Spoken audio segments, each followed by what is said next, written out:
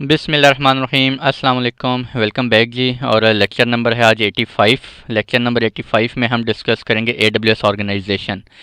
AWS organisation हमारे पास क्या होती है जी? It is an account management service होती है जिसके अंदर हम तमाम जितने भी हमारे एडब्ल्यूएस के अकाउंट्स हैं उन सब को हम सेंट्रली मैनेज कर सकते हैं एडब्ल्यूएस ऑर्गेनाइजेशन के अंदर। ठीक है।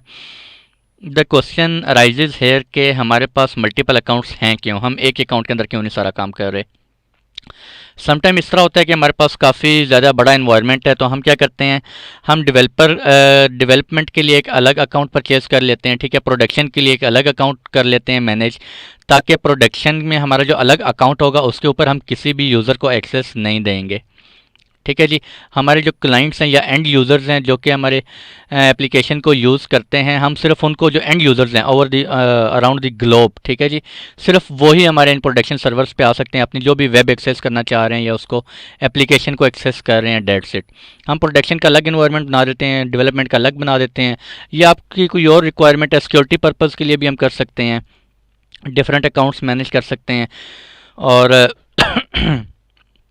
सॉरी और इसके अलावा डिफरेंट आपके अपने पर्पज़ हो सकते हैं, डिफरेंट रिक्वायरमेंट्स हो सकती हैं। तो हमारे पास अगर मल्टीपल अकाउंट्स हैं 4, 5, 6, 7, हम उन सब को सेंट्रलाइज मैनेज कर सकते हैं। ठीक है जी। उसका में एक और फ़ायदा क्या होता है, एक और फ़ायदा ये होता है कि चलें ये डायग्राम आ गया, डायग्राम से मैं आपको डिटेल से बताता हूँ। ये मेरे पास एडब्ल्यूएस ऑर्गेनाइजेशन है। ठीक है। यहाँ से आपको क्लियरली समझ आएगी ऑर्गेनाइजेशन। ये पूरी की पूरी जो आपको नज़र आ रही है ये एडब्ल्यूएस ऑर्गेनाइजेशन है। इसके अंदर मल्टीपल आपके एडब्ल्यूएस अकाउंट्स हैं। ठीक है। जो रूट आपको नज़र आ रहा है ये आपका मास्टर अकाउंट होता है। मास्टर अकाउंट से मुराद मास्टर अकाउंट के नीचे आप डिफरेंट एडब्ल्यूएस अकाउंट्स अपने ऐड करते हैं। ठीक है जी। आप डिफरेंट ऑर्गेनाइजेशनल यूनिट्स भी क्रिएट कर सकते हैं। ओयूज़ आप लोगों को पता होगा, एक्टिव डायरेक्टरी में हम लोग पढ़ते हैं। ठीक है। ऑर्गेनाइजेशन यूनिट्स आप क्रिएट कर सकते हैं, फिर उन ऑर्गेनाइजेशन यूनिट्स के अंदर आप एडब्ल्यूएस अकाउंट्स ऐड कर सकते हैं। ठीक है जी। एडब्ल्यूएस अकाउंट आप ओयू के नीचे भी ऐड कर सकते हैं, डायरेक्ट रूट के नीचे भी ऐड कर सकते हैं, और आप एयू के नीचे एक ओयू के नीचे एक नेस्टेड ओयू भी आप ऐड कर सकते हैं। ठीक है जी। ये जो आपका रूट होगा ये आपका मास्टर अकाउंट होगा, और नीचे जितने भी आपको एडब्ल्यूएस अकाउंट नज़र आ रहे हैं ये सारे नीचे ये सारे आपके क्या होंगे, मेंबर अकाउंट होंगे। ठीक हो गया जी। अब आप जब रूट अकाउंट बना लेते हैं तो आप जो है वो पॉलिसी इंप्लीमेंट करना चाहते हैं। फॉर एग्जांपल कोई आप कहते हैं यार इस मेंबर अकाउंट के अंदर जो है ना कोई भी यूज़र जो है वो इन सर्विसेज को एक्सेस ना कर सकें। ठीक है। या इन सर्विसेज को एक्सेस कर सकें। आप कोई भी पॉलिसी अगर बनाते हैं आप पॉलिसी ओयू के ऊपर भी इंप्लीमेंट कर सकते हैं और डायरेक्ट एडब्ल्यूएस अकाउंट के ऊपर भी इंप्लीमेंट कर सकते हैं। ठीक है जी। अगर आप कोई पॉलिसी रूट लेवल यानी कि मास्टर अकाउंट पे कर देते हैं तो उसके नीचे जितने भी ओयूज़ और जितने भी एडब्ल्यूएस अकाउंट हैं उन सब के ऊपर वो पॉलिसी क्या हो जाएगी, इंप्लीमेंट हो जाएगी। ठीक है। ऑर्गेनाइजेशन का एक और क्या एडवांटेज है हमारे पास, billing, consolidated billing. Consolidated billing क्या होती है हमारे पास, फॉर एग्जांपल मेरे पास ये मल्टीपल जो मेंबर अकाउंट्स हैं नीचे आपको नज़र आ रहे हैं ये येलो कलर में, ये सारे मेंबर अकाउंट हैं। कंसोलिडेटेड बिलिंग के अंदर क्या होगा, इन मेंबर अकाउंट्स के अंदर जितने भी एडब्ल्यूएस के रिसोर्सेज यूज़ हो रहे होंगे उन सब की बिलिंग कहाँ से हो रही होगी, आपके मास्टर अकाउंट से। ठीक है। जो कि रूट अकाउंट है मास्टर अकाउंट से हो रही होगी। ठीक है। जब आप ऑर्गेनाइजेशन बनाते हैं उसके अंदर डिफरेंट एडब्ल्यूएस अकाउंट्स ऐड करते हैं एज अ मेंबर, तो फिर आप क्या करते हैं उनकी जो बिलिंग वो कहाँ से हो रही होती है, आपके मास्टर अकाउंट से। ठीक है जी। आपकी यहाँ से बिलिंग नहीं हो रही होगी। आपके पास कोई ऑलरेडी एडब्ल्यूएस के अकाउंट्स बने हुए हैं आप उनको भी ऐड कर सकते हैं अपनी ऑर्गेनाइजेशन के अंदर, या आप अगर न्यू अकाउंट क्रिएट करना चाह रहे हैं, आपने एक अकाउंट क्रिएट किया फर्स्ट टाइम, आपने उसको एडब्ल्यूएस ऑर्गेनाइजेशन कॉन्फ़िगर कर दिया है, अब आप एक और मेंबर अकाउंट क्रिएट करना चाह रहे हैं तो आप ऑर्गेनाइजेशन के अंदर बैठ के भी मेंबर अकाउंट क्रिएट कर सकते हैं। ठीक है।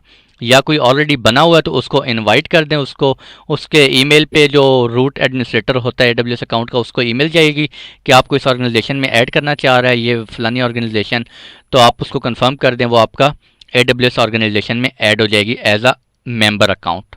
ठीक है जी। तो दोनों आप काम कर सकते हैं।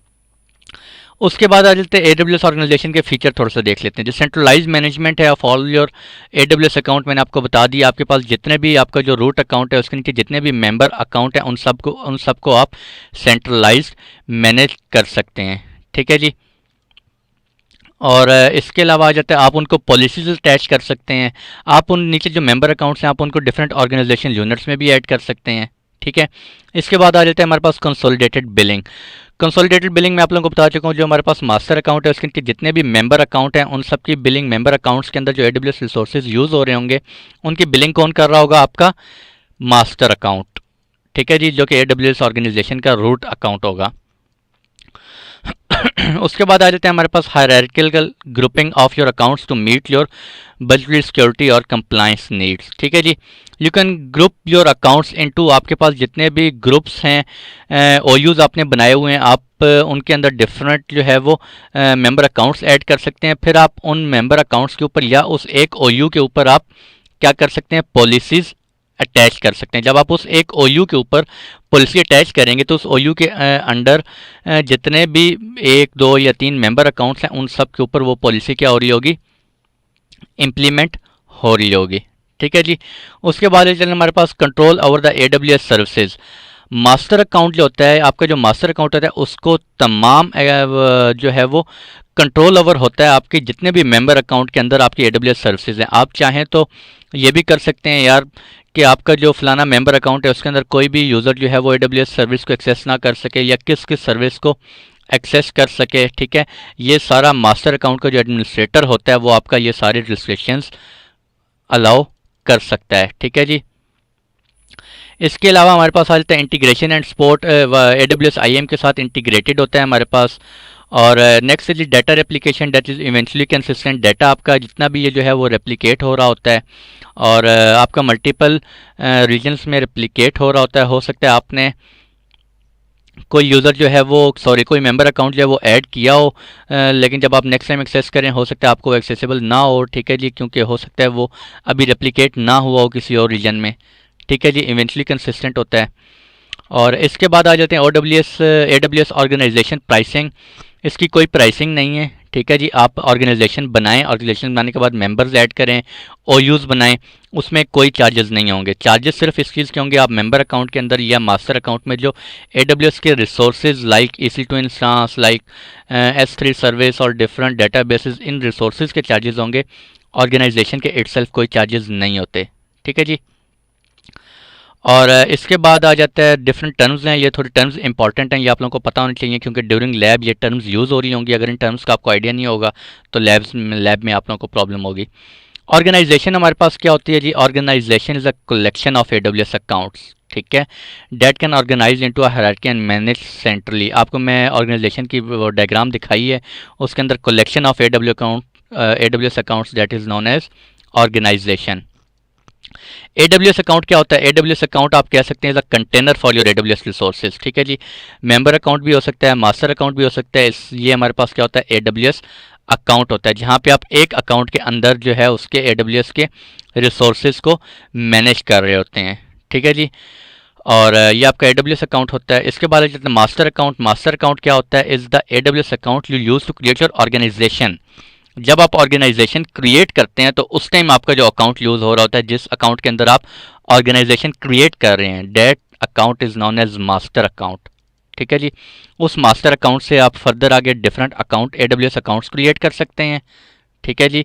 या आपके पास कोई ऑलरेडी अगर अकाउंट्स बने हुए हैं आप उनको इनवाइट कर सकते हैं, इनविटेशन सेंड कर सकते हैं कि आएँ जी हमारी ऑर्गेनाइजेशन ज्वाइन करें। जब वो आपकी ऑर्गेनाइजेशन ज्वाइन करेंगे तो वो जो अकाउंट हैं वो आपके क्या हो जाएंगे? इस ऑर्गेनाइजेशन के मेंबर अकाउंट्स हो जाएंगे, ठीक है जी। इसी तरह आपका जो मास्टर अकाउंट होता है it has a role of payer account. ये आपकी तमाम जो आपके मेंबर अकाउंट्स होते हैं उनकी बिलिंग भी कहाँ से हो रही होती है? फिर आपके मास्टर अकाउंट से हो रही होती है after creation of AWS organisation, ठीक है जी। मेंबर अकाउंट मैंने आपको बता दिया है AWS अकाउंट ही होता है other than the master account, that is a part of organisation. Organisation के आपके पार्ट होता है। If you are an administrator of an organisation you can create member accounts in the organisation, ठीक है, and invite existing accounts as well to join your organisation. आप different multiple policies जो है वो अटैच कर सकते हैं, इंडिविजुअली मेंबर अकाउंट के साथ भी कर सकते हैं या आप अपने ऑर्गेनाइजेशन यूनिट के साथ भी कर सकते हैं जो मेंबर अकाउंट आपके उस ऑर्गेनाइजेशन अकाउंट के अंदर है, ठीक है जी। उसके बाद एडमिनिस्ट्रेटिव रूट क्या होता है? Is the starting point for organising your AWS account, ठीक है जी। जब आप स्टार्ट कर रहे होते हैं, मैंने आप लोगों को डायग्राम में दिखाया था, ऊपर रूट था, यहाँ पर that is the administrative root होता है, ठीक है जी, जो इन सब का हेड होता है आपके तमाम मेंबर अकाउंट का। Under this root you can create, इसके नीचे आप OUs क्रिएट कर सकते हैं, ठीक है, डिफरेंट आपके अकाउंट्स को उनको लॉजिकल ग्रुपिंग कर सकते हैं और that matches your business needs. ठीक है जी, मैं आप लोगों को बताऊंगा किस तरह से OUs क्रिएट करते हैं, मेंबर अकाउंट्स क्रिएट करते हैं, ये हम लैब में डिस्कस करेंगे डिटेल में। नेक्स्ट आ जाता है what is an organisational unit. Organisational unit क्या होता है? Basically group of AWS accounts within an organisation. ठीक है, OU आपका क्या होता है? इसके अंदर enables to create a hierarchy, आप एक क्रिएट कर सकते हैं, आप डिफरेंट अकाउंट्स को ग्रुप कर सकते हैं इनटू अ ऑर्गेनाइजेशन यूनिट आपने बनाया। फॉर एग्जांपल आपका एक डिपार्टमेंट है, HR का डिपार्टमेंट है, एक डेवलपमेंट का डिपार्टमेंट है, एक प्रोडक्शन का डिपार्टमेंट है, कोई फाइनेंस का डिपार्टमेंट। आप कहते हैं फाइनेंस के अंदर ये वाले AWS अकाउंट्स हों, प्रोडक्शन के नीचे मेरे ये वाले AWS अकाउंट्स हों। ठीक है, प्रोडक्शन की सर्विस जब डिप्लॉय करनी है आपने, तो आप सिर्फ इस AWS अकाउंट के अंदर डिप्लॉय कर रहे हो। ठीक है, HR वाले जो हैं उनको, उनके लिए ये AWS अकाउंट्स मैंने स्पेसिफाई कर दिए हैं।